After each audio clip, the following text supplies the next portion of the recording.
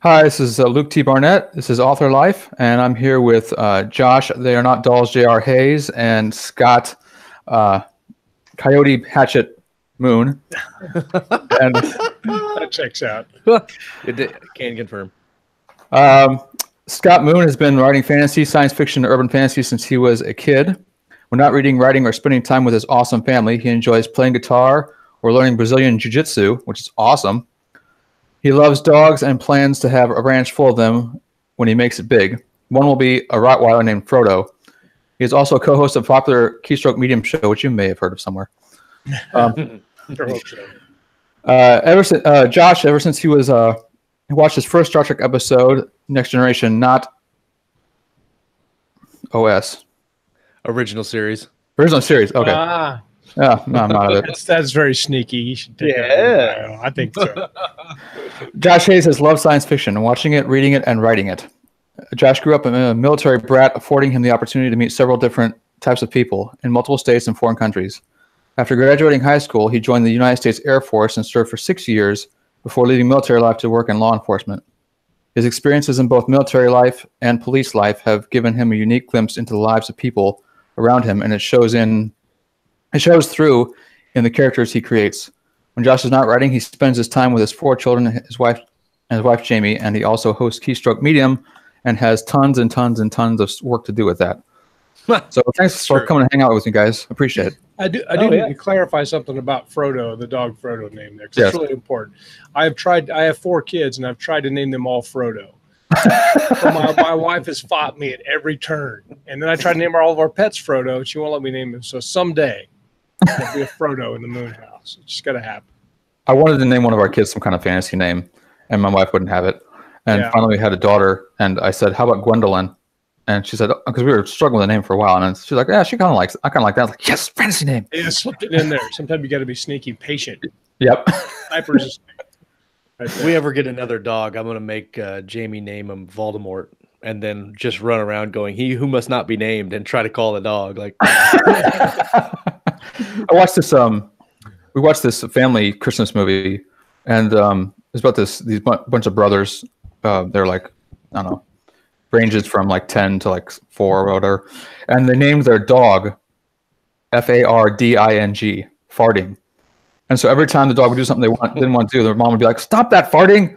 And she couldn't, and she just tried to change the name, but she couldn't change the name, so it's just farting. Nice.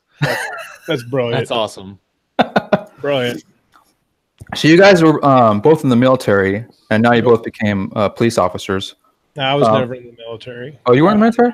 I tried to get in a long time ago, and I got DQ'd for migraines, and then eventually I found my way into law enforcement. Yeah. Oh, okay. I was briefly in the USMC officer pool for a while until they looked deeper into my medical records and said no. Oh. It was tough. I was pretty broke up about it for a while, but that stinks, man. But what made you guys want to become writers? I can remember since I was 14 wanting to write, and I wrote my first story. You could call it a novel, but it probably wasn't that long. When I was like 13 or 14, by hand in a like a 1-subject notebook. I called it The Final Frontier because of Star Trek, obviously. Yeah. And it had a lot of it copied extremely heavily from David Weber's Honor Harrington universe, and was basically a mix of Honor Harrington meets Alien, and some type of genetic deal, and the aliens like escaped this experimental facility and then made it back to Earth and was just ripping people to shreds, and the only way to kill them was with gamma rays, and gamma rays. Yeah. Needless to say, it's still in my writer's briefcase of stories that will not ever see the light of day.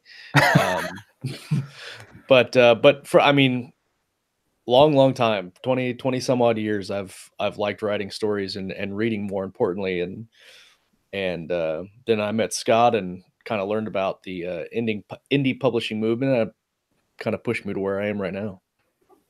Awesome.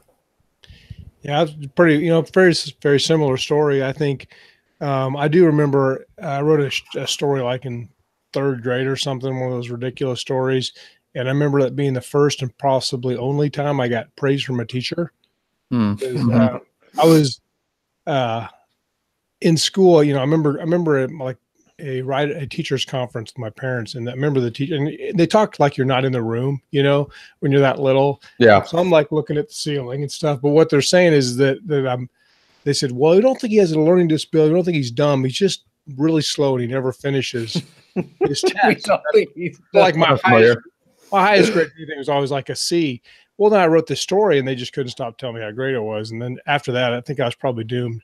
And I know it was a terrible story because it was basically about, like a city with, like a glass tube, like a sci-fi city with tubes that's where your little ships went around in, and that's all I remember about it. I'm pretty sure that was probably all there was to it, but they thought it was good. So probably because I did the assignment and everybody else didn't, I don't know. But so I got props.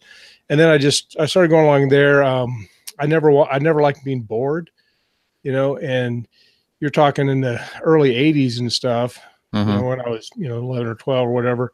There was nothing to do. I mean, if you could find somebody in your hometown that had a video game, it was Pong. And, then my dad would let me play it for like 30 minutes and then that's all you could do. So you had to use your imagination. And I didn't like being bored. And so I daydreamed a lot. Started reading. I started playing Dungeons and Dragons for a couple of years really hard. And then when I was about 12, my mom said, we should write a book for kids your age. And then since then, I've wanted to be a writer as my vocation. And that's been a little hot minute ago, as you might say. So I just like it. It's just, I like it. I like writing. I like being around writers. I like reading. I like stories of all kinds, whether they're movies or video games it's just stories are great. And I've kind of realized lately that everybody tells stories. That's how we communicate. Yeah. Yeah, definitely. So it's a good skill. Yeah. Yeah. I'm kind of envious of your upbringing because I had video games and that's all I did instead of actually applying myself. So now I'm trying to limit my boys on video games. There's pros and cons. I'm not somebody who bashes the video games because so let's tell another video game story since I'm going to hog the mic for like 35 minutes. Go for it.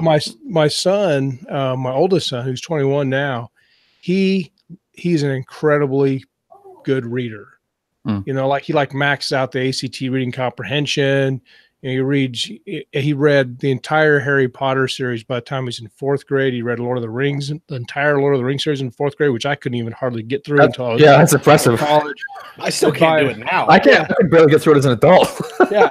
And so I buy him these Space Marine omnibuses when he was like 10. Oh, and wow. and like 2 days later, he's like, I need another book. I was like, I can't afford to keep you in books. And he's just an amazing reader. But I am convinced the reason he can read so good or so well, so good, more gooder, reason he reads more gooder is because he wanted to play video games and they're pretty limited. But at that early age of video games, they're all story based. And if you can't read the storyline, you can't follow the game. Like in some of the early Zelda games and stuff. And so he learned to read because, he's very motivated. I want to understand this game. And so he learned to read all the text boxes. And after that, he was just off to the races. That's what I think. It's my theory, and I'm sticking to it. That's really cool because that's one thing I loved about like the Final Fantasy games was the depth of the story that was in them.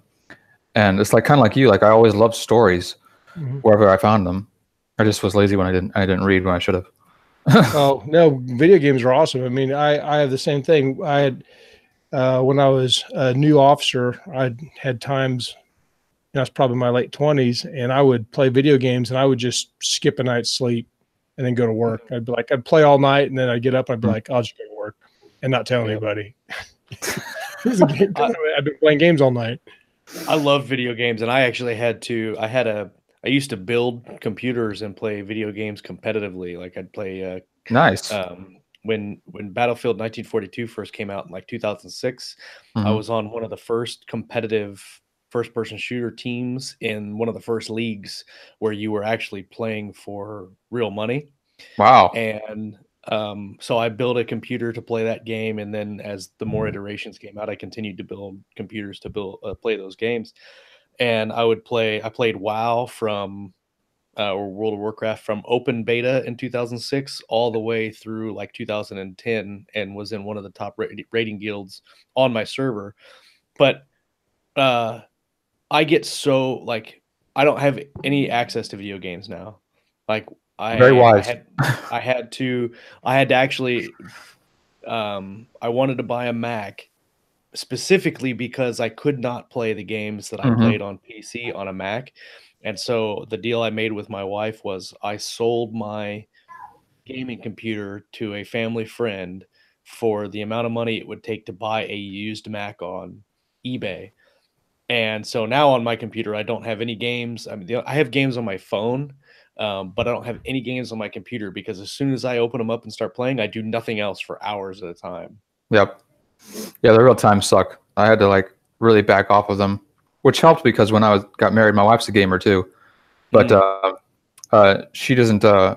She only likes certain kinds of games, and so that cut out pretty much the RPGs, the first-person shooters. She likes fighting games. So now basically all we have is a PlayStation 3 with Tekken Tag Tournament on it. Nice. Yeah. Right. There you go. And I've got Age of Empires HD edition on my laptop because some buddies of mine from church like to hop on there sometimes and play. Yeah. So that's all I got left now. So you guys are both work full time. How do you? What's your schedule look like as far as like because you got to do your writing, you got to do your editing, you got to go to work, and then you also have time with your family. So how do you balance that? What does it look like for each of you? I think detail if you don't want to, you know. Yeah, no. Did we talk about coffee? Was that before the show started? We were talking about coffee and caffeine? Yeah, lots of coffee. That has a lot to do with it. I think I've actually, like I said, I've burnt myself out on. I don't even know if caffeine works for me anymore because I drink so much of it. But that's part of it. But you want to go? You want to go first, Josh? Yeah, sure. So my writing schedule's kind of changed a little bit over the years, and I think right now is probably the best it's been ever. I used to write at night. I used to work 11 a.m. to 9 p.m. And then when I get home at 9, most of the time, everybody in my family was already in bed. So from 9 to 11, I would write. But sometimes I'd get home at 9, 9:30, and I was just completely drained from work. Yeah. Could not do anything. I just sit there and look at the page and not get anything done. Covered in bed bugs and vomit. Yeah. I didn't have to take a shower first, right? So now what I do now, I typically work 8 to 6. I like to say I work 8-ish to 6-ish, and what I do now is my alarm goes off at 4 a.m. and I come downstairs. I make it down here about 4:30, depending on how I feel when the first alarm goes off. If I'm awake, then I'll make it down here by like 4:15-ish and start working. If I hit the snooze a couple times and make my wife real mad, then I'll make it down here about 4:30, 4:45. Don't hit the snooze button. Keep waking her up. Yeah, well, she gets up early too. Just sometimes she likes to go back to bed, back to sleep, and then she doesn't tell me that she's wanting to sleep in this morning. 'Cause normally she'll get up at 4 with me and she'll go to the gym. But anyway, so I'll get up, I'll come downstairs. Usually 6 days a week, I'm writing by 5 a.m. I've got a coffee pot down here that, because I'm in the basement of our home, and this coffee pot goes off at 4, so the coffee's ready when I get down here. I set it up every night before I come down, and so I come down, my coffee's already ready. I pour a cup, and something I just recently started doing, which has increased my productivity, is I downloaded and bought an app called Freedom, and I can set it so that it basically kills my internet on my computer from 4 a.m. to 7 a.m. And the only thing that will let the internet through is Spotify, so I can play streaming music while I write. So I'll sit down here from 5 to 7 and just pound out words. And normally I can get about 1,500 to 2,000 a day, sometimes less, sometimes slightly more. Then That's it's about $7.50 an hour. It's about like sometimes I get them really fast. Sometimes I'll get like 1,000 words in the first 45 minutes, 1,500 words in the first hour or so. Sometimes it takes me an hour to get like 500. Yeah. It really depends. Like I wrote a scene the other day, I got like 2,400 in the same amount of time because it was just really kind of flowing. But I'll do that, and then I'll go upstairs at 7, start getting ready for work, get the kids back breakfast, and then I'll go to work for 10 hours and then come home, and then it's pretty much family time. But throughout that time, I've got my phone, so I follow up on company business and stuff throughout that time. And I try to do my editing separate than my writing. So my editing I usually do in the evenings and away from my main computer, because I don't like interrupting my morning writing time, because that's my new words time. Yeah, that makes sense. That's a good idea. Yeah, that's solid. So I should try that. But because you get in a flow and you're like, yes, I'm going, and then my thing is like you get into editing the book. But if you're trying to do like 1,000 words a day, when you start editing, sometimes you're only going to get like 200 or 300, and then you feel like I should have got more, but all I was doing was editing, and it feels like a big waste of time. So what I do is I either edit in the afternoons or the evenings, or I wait until I get 1,500 or 1,000 or 2,000 words, and then I'll edit. So that's my typical day, and I do that pretty much 6 days a week. On Saturdays, I'll sit down here for a little longer. On Sundays, I'll come down, but I'm not down here that long on Sundays. So, but yeah, 7 days a week, I'm trying to get 2,000 words a day. It's awesome. I have a pretty similar routine. It's kind of scaled and adjusted. I have to be at work at 6:30 in the morning. I work 4 10.5-hour days, and so I get up at 3, and sometimes I will be at the computer at 3:07 for some reason, and sometimes I'll be at the computer at 3:30. It just depends on coffee and how fast I get into it or how fast I get focused. But I try to be in there pretty solid, and I just get to it. And I do 30-minute writing sprints. I use my watch because it vibrates when it's done, and I can listen to my headphones or music, sound canceling ones, and then I go. Sometimes I'll be with the group, Josh and some other friends. If they're online, I'll say, hey, you want to sprint? Somebody will start the sprint. I'll go do editing sprints. I've even done marketing sprints because I don't really do like marketing. So I set my timer time for 30 minutes. I'm going to focus on working on my Amazon ads or something like that. But so I try to get 2 hours if I can before I go to work. And if I happen to get a lunch break or I happen to have any other time I can use, I'll do a little bit on my phone. And then I have 3 days off a week. So on those 3 days a week, I just power write. I mean, I'll put in 7-8 hours of actual writing, not counting the other stuff. Doesn't count any type of, social media or newsletter writing or nonfiction blog post writing. That's on the books in there. So that's for me. It's just a constant hunt to find the time. But you got to get some done every morning, or else I get unpleasant to be around. Ask Josh. You can tell look, Scott didn't get any words today. What an asshole. Do not set off the Scott rage if at all possible, because it's terribly undignified. Once that particular cat is let out of the bag, it's very difficult to stuff it back in. And while you're putting it back in, you're going to get scratched and bitten and a whole bunch of other ridiculous stuff. Pretty much. Yeah. Makes me think of a book, audiobook I read. It was a Protector of the Small Quartet. It was by Tamora Pierce, young adult fantasy novel. And this character is this girl who's training to be a knight, and she winds up with this griffin, and this baby griffin, and she's like trying to return to its mom, but in the meantime she's taking care of it. But every time she handles it, like scratches her, bites her, and she gets all these scars over her hands. She tries to bathe it and feed it, and just tears her up. And she just like hates this thing, but she knows if she kills it, then the parents are going to come after her. Right. So she can't do anything about it. Griffins. I like the picture that it's like a one of those Lost posters you would put on like a mailbox. Griffin says Lost Kitty or something, and it says it's like kind of has an attitude, it's kind of mean, but it's like the picture of a possum. It's like, it's got its teeth bared, and you're like, that's not a kitten. So, hey, kitty. That's he has wings and a beak. Yeah. Wait a second here. Exactly. That's helpful for me actually, because I work second shift, so I'm at work till 10 or later.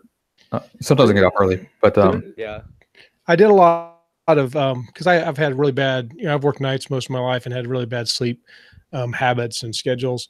And I've done a lot of reading and research all the way back since college, actually, on sleep. And there's some really good things. There's a book called Sleep Smarter. I can't remember who wrote it. I listened to it. It's an audio book. And to boil it all down, it basically says you need to sleep at night if health is your primary concern. And then and a couple other books I read said that you're going to get your best work first thing in the day. That's the way we're built biologically. So if writing is the most important thing you do, you should do it first, whether that's 3 a.m. or 10 a.m. It just depends on when you get up or what your routine is. And then if you get some done, then you don't have to have an angry Scott rage when you don't get your words in. I'm going to use that now. Sweet, I'm going to have an angry Scott rage. It's a real thing. Yeah. If you wait, if you're waiting, like, 'cause I used to write at night too sometimes, and you can.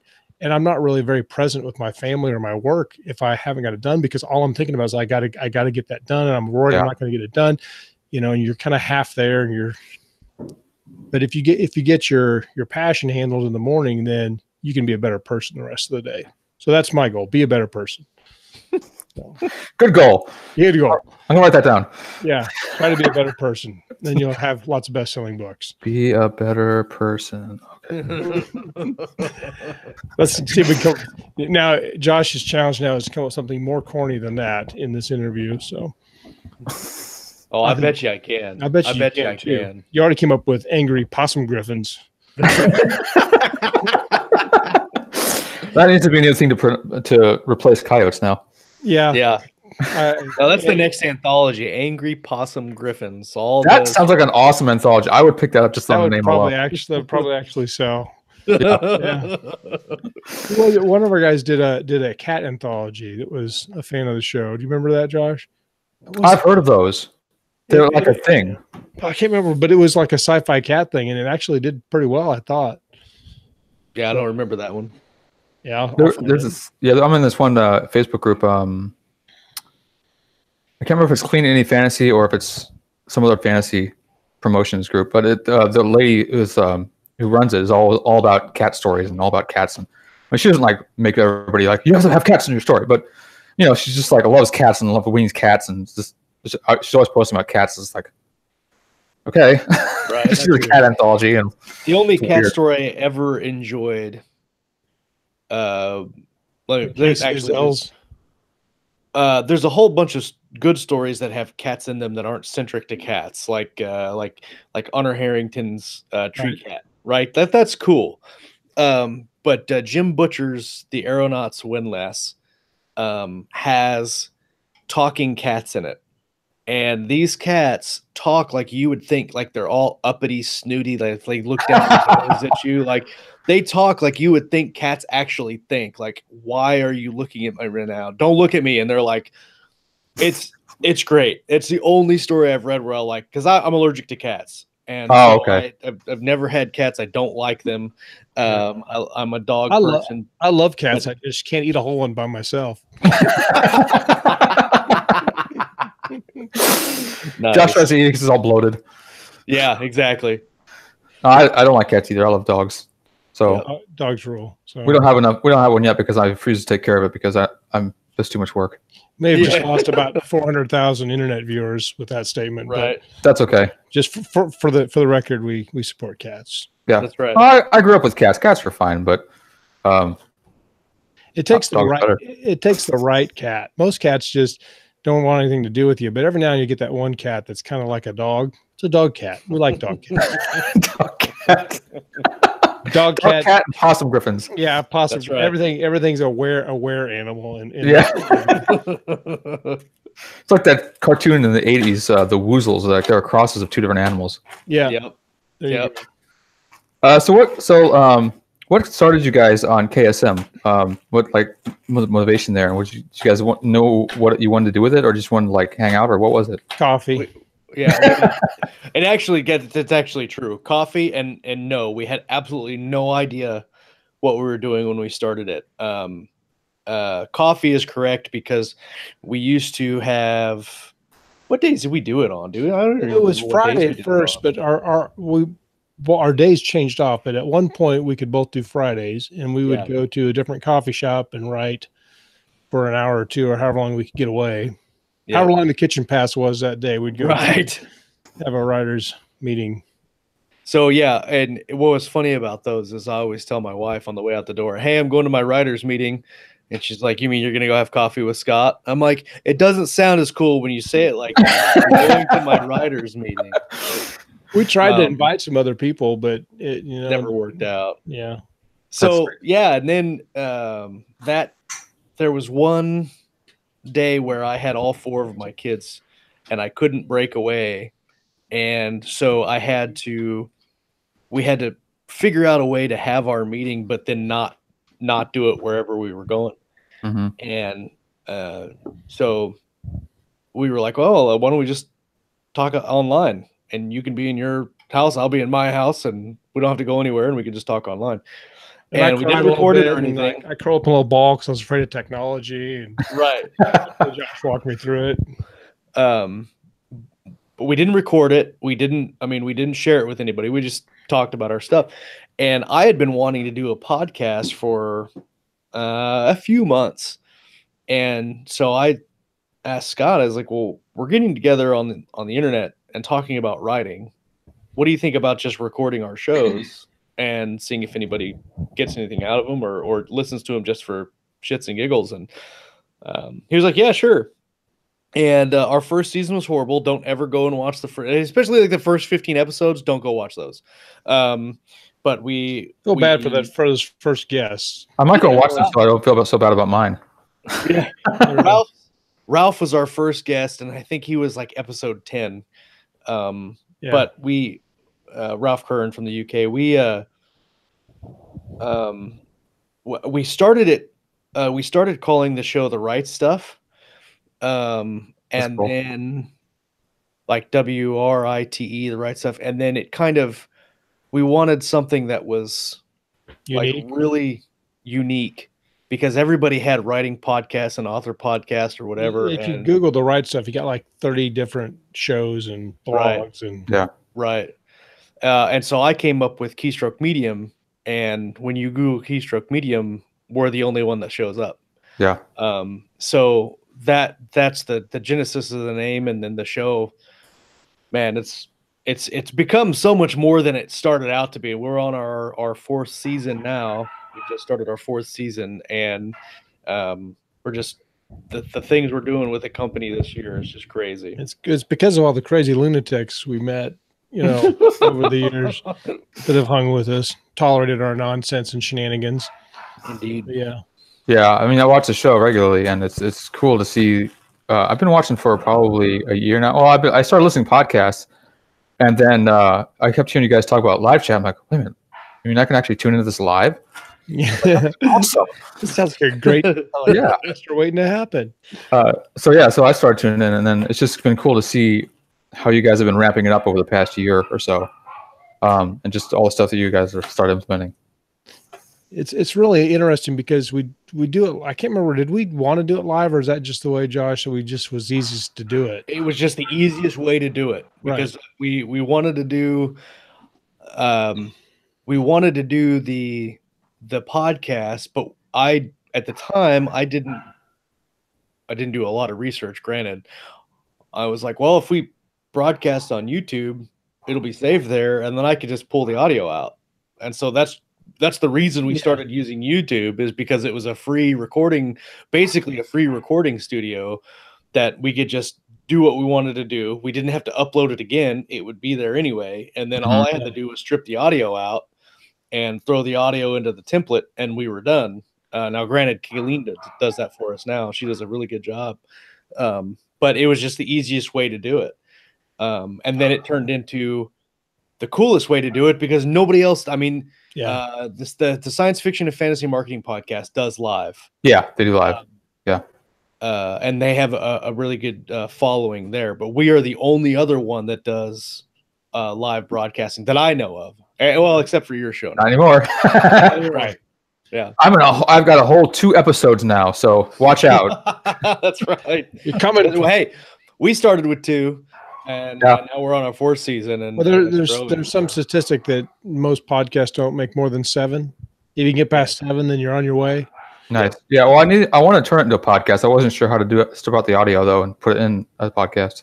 Yeah. So maybe you guys can give me some tips on that or something like that. Yeah. Oh yeah, sure, absolutely. One of the things that's interesting about doing a live show is what we ran into a lot is a lot of writers are pretty introverted. Yeah. And so we had several people that it was their first and maybe only ever live interview. But so where we kind of lucked out, I guess, is that we're able to kind of make people feel at home, you know, and people like that. And then they come back and they tell their friends and whatnot. And who is it that was it Dennis Taylor? Yeah.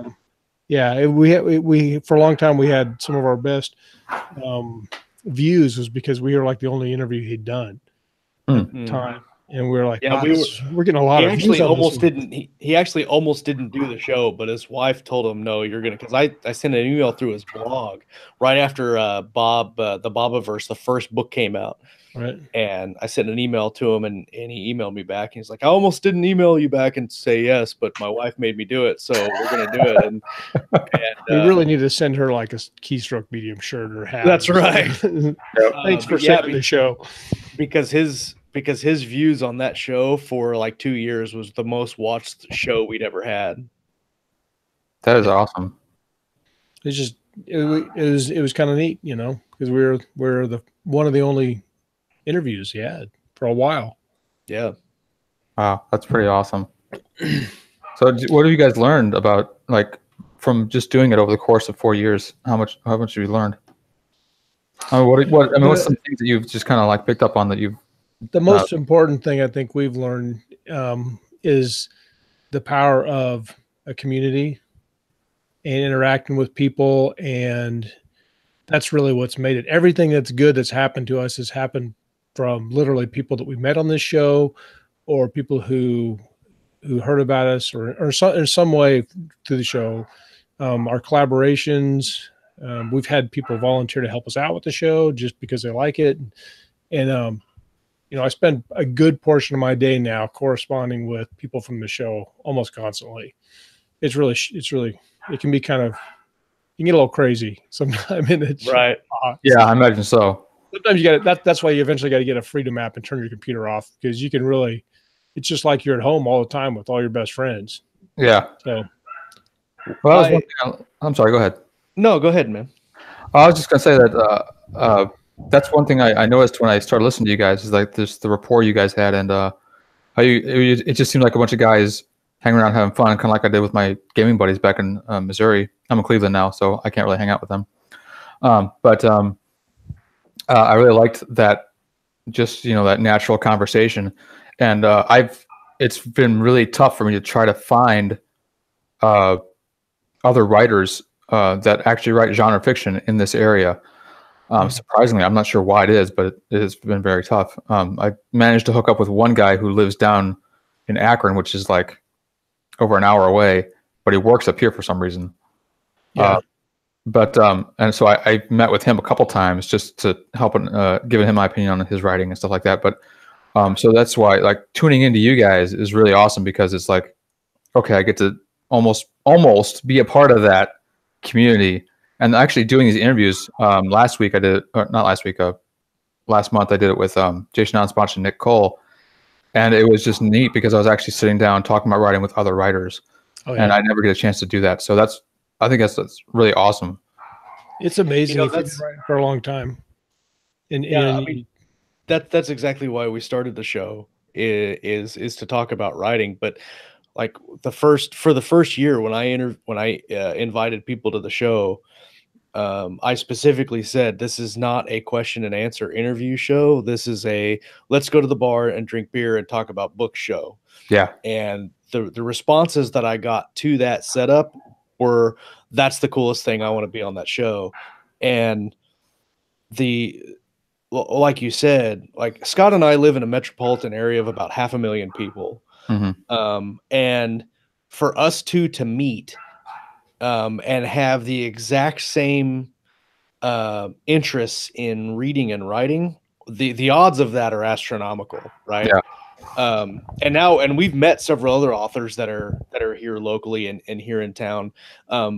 But it's just not something you don't go to the grocery store and go, oh, are you a writer?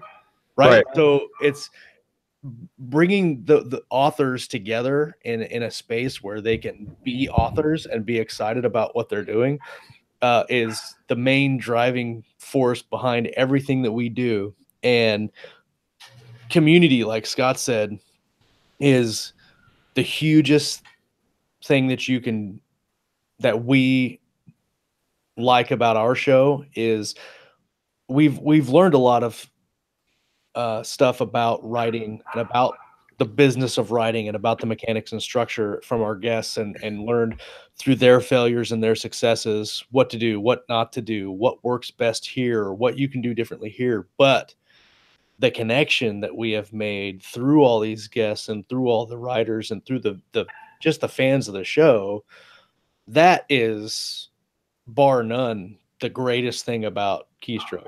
It's not meeting somebody that it's not, and when he says that, it's not meeting somebody who has like a connection with an industry where you can get a publishing contract. The value is that you're having a bad day. You can have you can let your Scott rage out to Josh, and he'll pull me back from the edge a little bit, or whatever, or just know that you're not, somehow strange for being that in, because you want to sit there and write in silence for hours and hours and hours, and that's okay because there's other people who do that too. Right. Well, it's like like such a blessing now, because 20 years ago, we couldn't do that because there was no internet, and so you'd have to find somebody local. I mean, it was the internet, but it wasn't like streaming like it is now. And so it's advanced so much that, oh, hey, wait, now we can do this actually online and still have that community, and you don't have to try and find somebody locally.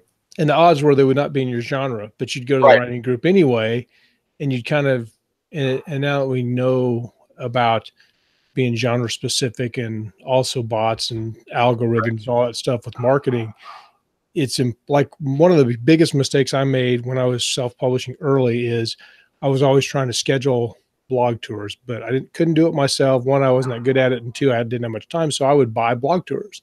And so what those do is you pay a service, and then you put basically yourself in this spreadsheet, and then everybody's interested will like blog a book, and you do guest blogging, you write a blog for somebody else's blog, and you do an interview and all that stuff. Well, that's almost entirely dominated at that time by romance writers. So I spent a lot of money.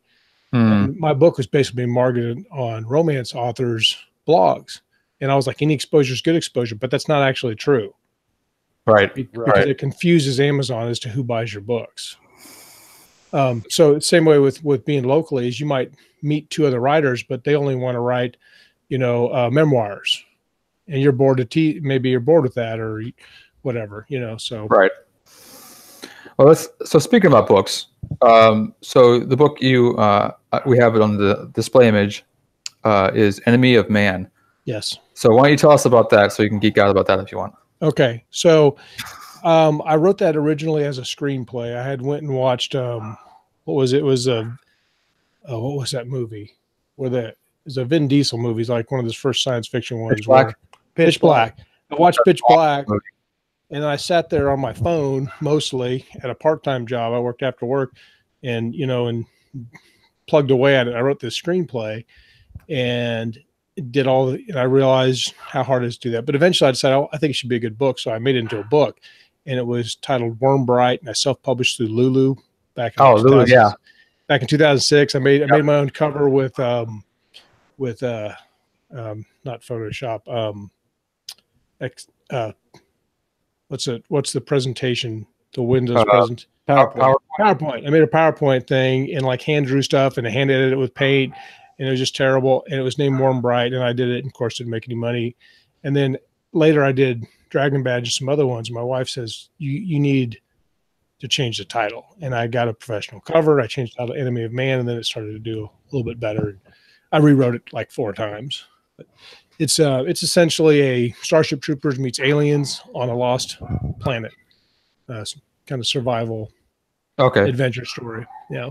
Is it somewhat military sci-fi or just it has a lot of military in it? At the time I didn't know the difference between military sci-fi and space opera, and I would say it actually is more military sci-fi because there's no space travel in it. We had a guest on that said to be space opera you have to go someplace in a ship. And this doesn't have that. Not in the first couple of books anyway, and very minimal later.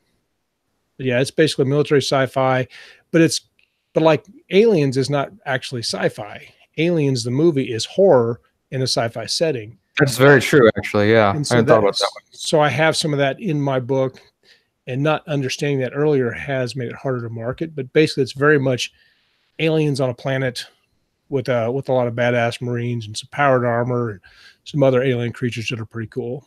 So that's nice. The book. I enjoy it. I have to pick that up and read it. Sounds awesome because I did like the. I got to read actually the first iteration of Enemy of Man, and I read it as a manuscript, like printed out format, and it was thick, and I read it, and I was reading it for critical value, but also for fun too. So I would make notes on it and whatever. And I remember making the notes thinking, gosh, I really hope he doesn't think I'm mean by writing these notes on the page. I was so excited. He didn't ask me for notes. He was just like, hey, read and tell me what you think. But I was like, I don't think this works here, and I think you should do this here. And I carried that around with me for like 2 weeks at work. I'm just flipping through these pages, reading it. That was pretty fun. Yeah, I was so excited you're reading it. You know, that's like I said, when you first encounter somebody that will read your stuff, your first friend or beta reader that's actually going to give it a serious read. I mean, I was pumped. It was hugely helpful too. So. Yeah, you go into it with the right attitude and just not balking at their comments, but being ready for constructive criticism, and it can be tremendously helpful. You see stuff you didn't even see because you're too close to the project. Absolutely. That's something I've had to learn. Just because I'm a very sensitive person, and so people say things to me, and I'll take it to heart when it's just like they don't even mean anything by it. Writers all do that, and I've been doing this 37 years, and I still have just one of my editors said you've made a big leap forward this year, and my answer basically was I started listening to the feedback more. I always thought I was like really open to feedback, but it's not a thing where like now you're good at listening to feedback. It's a constant struggle because literally your manuscript is the most personal expression of yourself you're ever going to let the world see. And to have somebody go back and want to poke around at it, I mean, it takes a lot. And that's one of the hardest things about writing is letting it out into the world. Yeah. I see. It's not, people talk about imposter syndrome, and I understand that. I totally get that. I couldn't wait to get my stuff out there. I think the struggle I have is like what you were saying about getting that feedback and people not liking it. But that fear doesn't stop me from getting out there. I just basically put my heart out there to be stomped on and be like, wait, why did you stomp on it? I don't understand. Why are you so mean? Why do you got to be so mean to me? Yeah. I just drink more coffee and use more profanity, and then I get over it and move on. Oh, okay. Well, there you go. That's just my method. Yeah. So Josh's book is Terra Nova, and there's 3 out now, right? And then you work on the 4th. The third, well, there's 2 out right now. The third one will not be done until the third one's done, but it's in edits, and that should be out the end of this month. The last I talked, it could be the beginning of February. Last I talked to Richard, my collaborator. So the third one is done. It was originally supposed to be a 5-book series, but now it is a 4-book series because we're basically combining books 4 and 5 to make it. We decided that if we did 5 books book 4 would be a huge bridge book, and there wouldn't be a lot happening in it. And so we decided it for the sake of our readers, so that we weren't giving them the book that was kind of a half-ass type book, smash everything into the last book and make it really, really cool. So we had a story meeting about that Friday. I should start writing it end of this week, maybe next week. And it'll take me a couple months to write, and then we'll get it out probably April-ish, May-ish. So what was your inspiration for Terra Nova? I know Richard, I forget, I think you approached Richard about writing in his universe, his Ember Wars universe. He actually approached us, and okay, cool. He came to us, I want to say December of 2016, and said, "Hey, I'm looking at." Was it 16? Yeah, I think it was 16. Yeah, 16. January of 17 is when we started. Yeah. So he approached Scott and I both, and this goes back to community in the show, because Richard, I think, was like our 8th guest, and I asked him to be on the show after reading several of the Ember War books. He approached us at the end of 2016 and said, "Hey, I've got these ideas for these spinoffs, but if I have to finish my regular Ember War series, and then I've got some other stuff going on. By the time I get back to these other spinoff series that I want to do, nobody's going to care. Nobody's going to remember.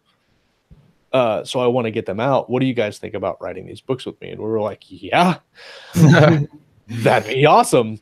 So he came up with a couple of premises, and I can't remember if he called me first or Scott first, but he called me and he said, "Hey, these are the ideas that I have for the spinoffs. What do you think? Which one would you like to write?" And I was like, "I would love to write your Terra Nova stuff."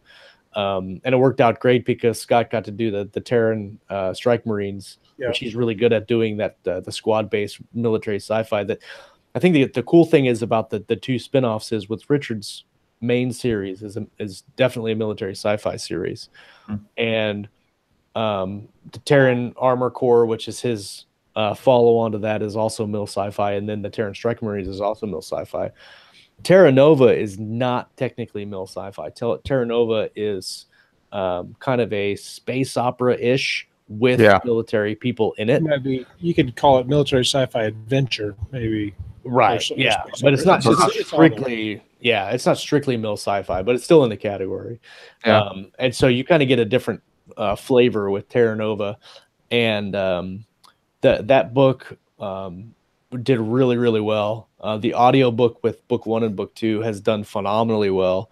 I'm hoping the reception for book 3 will be great, and it's a blast to write in his universe. There are plans to do more later on this year, hopefully, but book 4 will tie off the series and cap it, but hopefully it won't be the end of that area of the. Richard Fox is one of my favorite mil sci-fi authors, if not, maybe top 3, or maybe top. I mean, he might be my favorite. And I emphasize this because I read so much. I'm not sure that really carries the weight it should, and so I've read all the books in this series, in the Ember Wars, but Terra Nova is my favorite book in entire. And I told Josh this, trying to make him blush, but it's really good. I mean, it's an awesome book. And then of course I listened to it with Luke Daniels, and he killed it. And those characters, I think part of it is because the dialogue's so good. And we've recently, somebody did a podcast recently talking to narrators. Was that Jamie Castle? Somebody was talking about that if you're going to write for audiobook, the audiobook narrators like more dialogue, less of everything else, because they can act the characters. Right. And so it is a good book for that. But yeah, it's good stuff. Thanks, dude. That'll be good. Just get next 2 out there, then thank you. Right. Yeah, I was brand new to military sci-fi. I mean, I'd heard of it because I listened to podcasts, and I was just like, I don't think I want to listen, read that stuff, because it's like, I've never been a soldier. I'm not kind of geared that way, but it just didn't sound like it'd be interesting. And I kept hearing about Galaxy's Edge, and I heard about your show. I was like, okay, well, I'll try this because this sounds cool. I love Star Wars, obviously. So I listened to Legionnaire. I was like, wow, this is really, really good. This is what military sci-fi is. And so I listened to that one, and then I listened to second one, Galactic Outlaws. Right. Yep. And it's like, that's more space operations. Like, okay, this is cool. This is like more Star Wars-ish. And I just got Attack of Shadows, and that's like heavy military sci-fi. Yeah. Like I tried reading a Star Wars X-Wing Squadron, Rogue Squadron book one time, and it was just like he's dipping and he's diving. I don't know what's going on. And there's still some of that in Attack of Shadows, but it's like the way it's written is like it keeps the tension up, and there's very little characterization, but there's enough that it keeps the story going and keeps your interest in the characters and allows you to invest in them. And I did find, and I listened to Terra Nova, most of it, because suddenly my phone decided, oh, download error, we can't play the rest of the Terra Nova. I'm like, what? So I got robbed. That's how phones get broken in my world. Well, it's a company phone, so I can't break it, unfortunately. Yeah. Nice. We'll have to figure out why that is. Yeah, I don't know. It just, I mean, I stopped listening to it for a while, just need a break. And then I went back to listen to it, and it's like, download error. I'm like, download, it just says download error. Like, no information. Uh-oh. So, oh well. But I read all the first, I listened to all the first and part of the second. I think it was the robotic voices that were getting to me. This is like, you will die, Jared. Yeah. I liked it wasn't exactly military sci-fi, but it wasn't exactly space opera either. It's kind of like somewhere in between. Yeah. I like the dynamic between Ken and Jared is the big thing, because my thing with stories is the harder the choices are that characters have to make, the more interesting it is ultimately because of the tension. And so basically you're gonna, and I haven't finished the series, I don't know where it goes, but I'm assuming there's going to be some sort of confrontation between the brothers. Yeah. And that's going to be, I'm like, oh my God, this could go seriously bad. Yeah. And I mean, that's a really good point, because like his own choices are, he's in a tough spot. Yeah. And I think I could tell by the way I read, by the way the story's going, that he's just going along until he can find a way to sabotage everything or to make it through and with his wife and children and still, not sacrifice all the Terra Nova people. Yep. Interesting point though, because the series I mentioned earlier, the Protector of the Small Quartet by Tamara Pierce, there's a lot of opportunities in those books for the writer to put the character in a tough situation and just like kick him down, put him in a burning tree. But she doesn't take all those opportunities. There are some, but she doesn't take all of them, and it still turns out to be a good story. So I think there are ways you can do that without, you don't necessarily have to do that, but it's a good principle to have. There's something called was it Sean Coyne? He does a podcast, the Writer's Grid or whatever it is, but he talks a lot in his books about the best of two bad choices. Yep. And then what's the other one? Irreconcilable goods is another one. And they're hard if you think about it, if you have two things that are equally bad, which one do you choose? Or two things that are good, but one, you can't have them both, so you got to give up one or the other. And those are hard choices for us to make in real life. Right. And so they make good fiction because it raises our tension that has to be relieved. Now, if they don't relieve it or have some sort of resolution at the end, then the book sucks. But I think that's an important thing. If a story like in the sagging middle, it's because there's not enough hard choices. It's just a car chase. Car chase. I go to sleep in car chases in the movies all the time because the car chase is going to end. You know how it's going to end, and blah blah blah. Yeah. But if they have to make a tough choice, it matters more. Yeah, that's a good point. So we're almost coming up on the hour here. I wanted to ask you one last thing. I want to ask you, what is your favorite book that you wrote?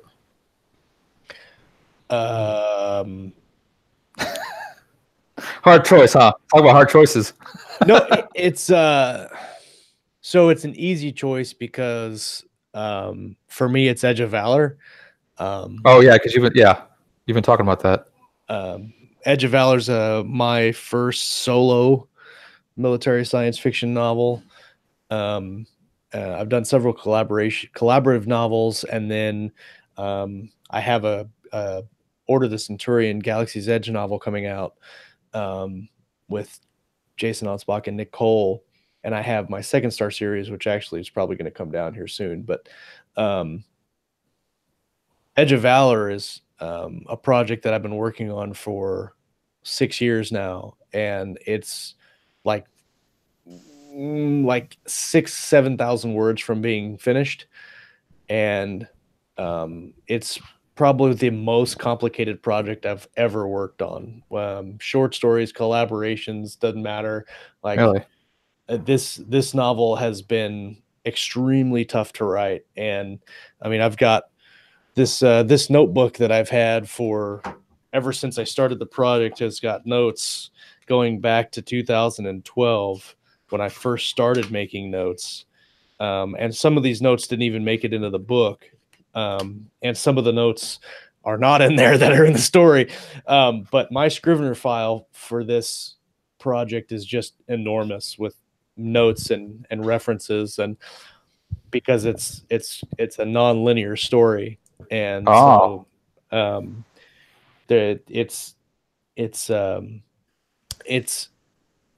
but when the story in the present day is happening after a mission has failed, and the investigator Jackson Fisher is trying to figure out why the mission failed. And he's kind of, if you've ever read Tom Clancy, he's kind of like that Jack Ryan character. Yeah. Former military. He's not an analyst, he's an investigator. But at the very beginning of the story, these 3 Marines come back from this mission that's failed, and he has to interview them to figure out what happened on this failed mission. And while he's interviewing them, the narrative structure of the book goes to first person unreliable. And so you have these characters that are telling you their version of the story, but it's their version. Right. It's not technically the truth. That's interesting. That's an interesting take.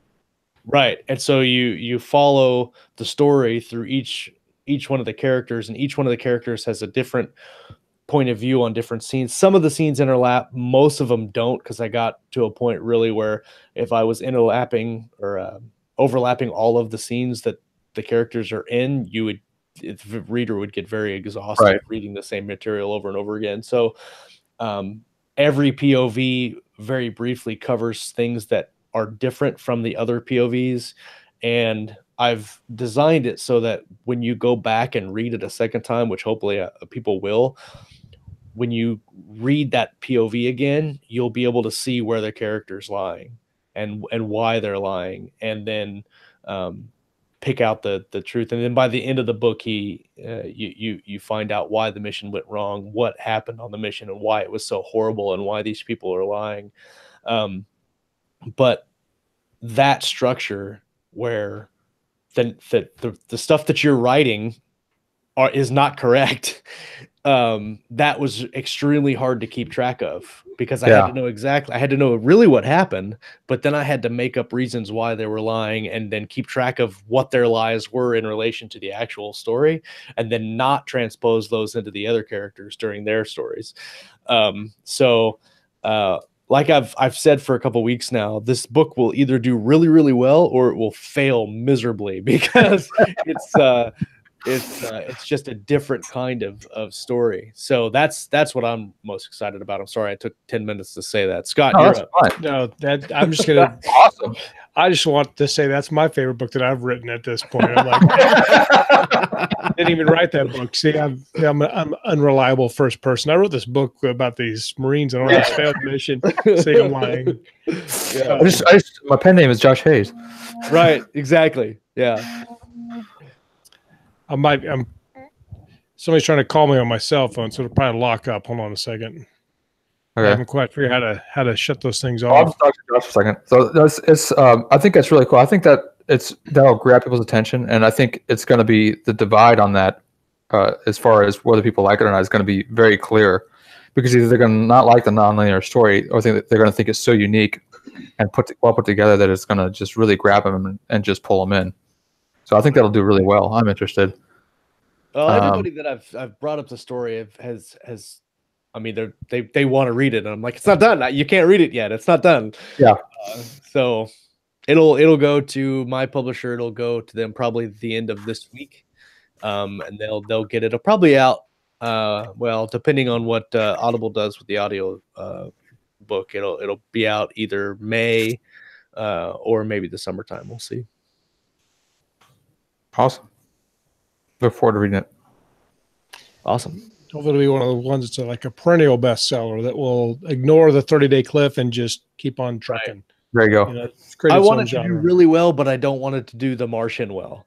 I want it to do like really, really, really, really good, but I don't want it to sell like $10 million and then get a movie deal, and then the second book comes out and everybody hates it. Right. I don't want it to do that. The second book purposely screw it up, so the second book's even better. Yeah, exactly. Right. Leave yourself some room for improvement. Right. Don't just max reps the first time. Right. How about you, Scott? I don't know that I have a great answer for it, because I'm kind of like a lot of times it's whatever I'm writing at the moment. Mm-hmm. I look back at some ones. I have a couple that I really have a passion for that may never get finished because I stepped away from them for too long, and hopefully I'll get back to them. I have one that's kind of it's a urban fantasy saga about this. It's like a family saga, and they encounter this vampire who eventually makes an act of contrition and winds up kind of fighting against his vampirism. But it's more about the family, and one of them's a priest, one of them's this runaway girl, the other one's this biker gang leader. And I really like those, but it's gone kind of off the rails, and it's been put away for long. I don't know if I can get back in it. Plus, I wrote some of the scenes from some of my darker law enforcement experience, and I don't know that I can put it out there, because some of the people will read some of those scenes and be like, "What kind of horrible human being would write this?" It's might be too much. Mm-hmm. So stepping away from that non-answer, my current favorite now is.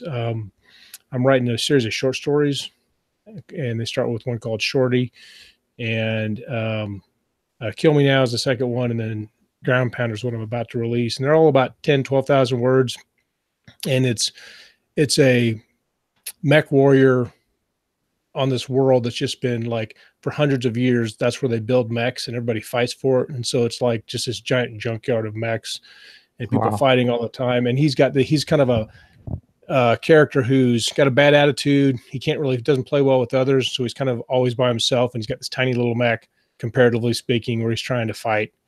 And he's just a great character. I really like writing him, and people seem to respond well. But it's written in first person present tense, and I've written a few other things like that. And at first, it's really challenging to maintain, but I'm really addicted to that now. I have a hard time not writing in it. I started writing some stories in first person present tense. It's really interesting to do it that way. It's really good if your main character is kind of an asshole.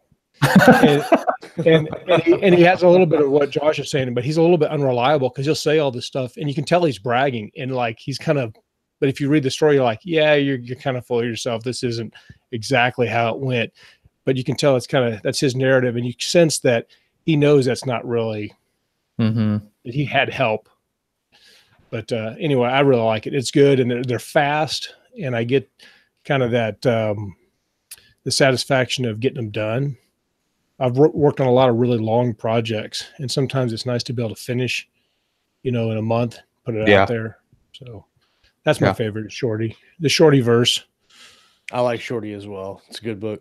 He's got a mouth on him, that guy. Well, I've kept you for an hour. I really appreciate it, guys. I have so many things I want to ask you, but I don't want to keep you, and I got to get ready for work soon too. So, but hey, thanks for coming on, guys. Why don't you tell everybody where you can be found online? Well, you can find both of us at keystroke.medium.com. I have a author page that I update very rarely, which is joshhayeswriter.com. Most of my time, though, is spent on Keystroke, and you can find our Keystroke group on Facebook. Just search Keystroke Medium. And if you can't remember the links or the URLs, just Google Keystroke Medium, and we're the only one there. Pretty much the same for me. I have this scottmanwriter.com as my webpage, and you can find us both on it. We both have author pages on Amazon too, which is, I would never be mad if anybody went there and poked around and bought a bunch of books. So. That's right. That's right. Just throwing it out there. If you are, then something's wrong. Yeah. That's right. What's wrong with you? And if you ever get a hankering to come and hang out with authors, or just want to watch the show, we do every Monday night at 8 p.m. Central on YouTube. Just search for the channel and you'll find it. 8 p.m. we're there. We'll broadcast live, and then on Thursdays, Lord Moore and Kaylee Williams does the Writer's Journey show, which is our second live broadcast, and you can get them on Thursday nights. The best place for either of us, if you want to actually build some relationship, is to get a hold of us through the Keystroke Medium Facebook page or the show or something, because like I said, that's our hangout. Mm-hmm. That's like coming over to our house. If we had like one house, we don't. I mean, you might think that we're just like in neighboring rooms, but my basement is actually different than Josh's basement. It's actually a secret tunnel going from one basement to the other. Exactly. Well, before I finished my room, it used to look like we were in the same room because I had a concrete wall behind me too. So it was kind of funny, like we giving the impression that we were both in the same room when we really were not. No, in our sound studio. We like to call it a sound studio. The studio. That's it. Yeah. All right, guys. Well, thank you for tuning in. Guys, if you want to leave any comments in the comments section, feel free. Please check out these guys. Go to keystroke.medium.com. Hang out in a live chat with them. It's an awesome show. I highly recommend it. You get lots of shenanigans in the live chat while they're talking about serious things. And true. And Indeed, can confirm. Go buy their books because they sound awesome to me, and I want to go buy them. But until next time, guys, keep writing and keep reading.